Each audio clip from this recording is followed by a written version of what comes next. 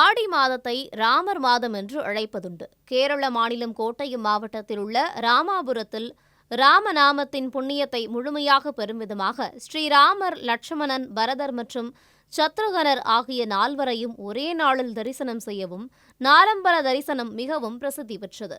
இதற்காக ஆயிரக்கணக்கான பக்தர்கள் நீண்ட வரிசையில் காத்திருந்து சாமி தரிசனம் செய்தனர்.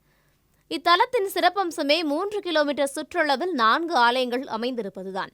இந்தியாவில் வேறெங்கும் இல்லாத இந்த சிறப்பால் பக்தர்கள் மிக குறுகிய காலத்தில் ஆசார அனுஷ்டானங்களுடன் மதிய பூஜைக்குள்ளாகவே 4 சகோதரர்களையும் தரிசித்துவிட்டு திரும்ப முடிகிறது. ஸ்ரீராமர், லட்சுமணர், பரதர் மற்றும் சத்ருகனர் ஆகிய நால்வரையும் மதிய பூஜைக்கு முன்பாக தரிசிப்பது ஆன்மீக ரீதியாக மிகுந்த நற்பலன்களை தரும் என்று பக்தர்கள் உறுதியாக நம்புகின்றனர். இந்த தரிசனத்தால் நினைத்த காரியங்கள் கைகூடும், தோஷ நிவர்த்தி உண்டாகும் மற்றும் குழந்தை பாக்கியம் கிடைக்கும் என்பது பக்தர்களின் நம்பிக்கையாக உள்ளது.